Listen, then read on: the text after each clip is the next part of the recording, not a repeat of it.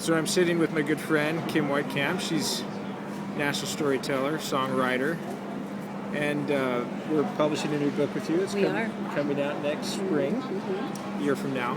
And you said something interesting to me, that it's kind of taken a turn. You're focusing this book on for families who the best of families who might have had a child make some decisions that were painful. Right.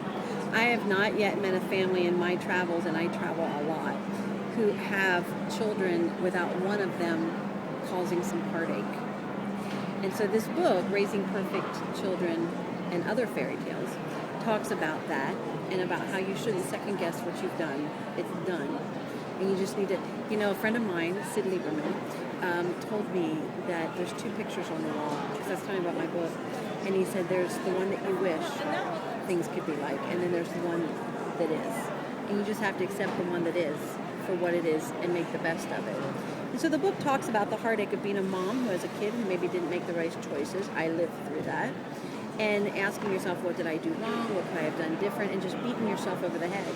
The thing that's so funny is the one child that created the heartache has said to me, I wasn't thinking about you, Mom. Right. I hate to break it to you, but as a parent, you still struggle. Yeah, I think at some point in all of our lives, we're really not thinking.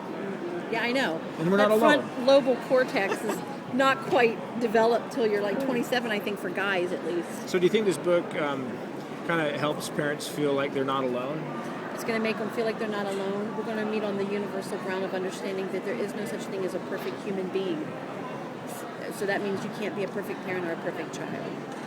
And realistic expectations. And when there's not a happy ending, at least at the moment.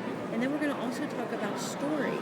And how, one of the things is with that situation with that daughter, we are so close. We were even close during all the turmoil, and I couldn't understand that because a lot of times it fissures a relationship.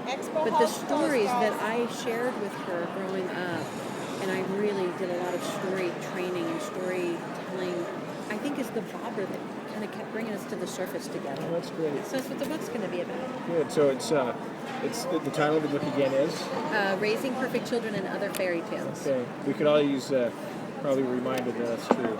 Thanks a lot. We're excited. We're here at Rootstech, the Story at Home Conference, and have had a wonderful experience. It's been good. And thanks for your time, Kim. Thank you, Christopher. You're welcome.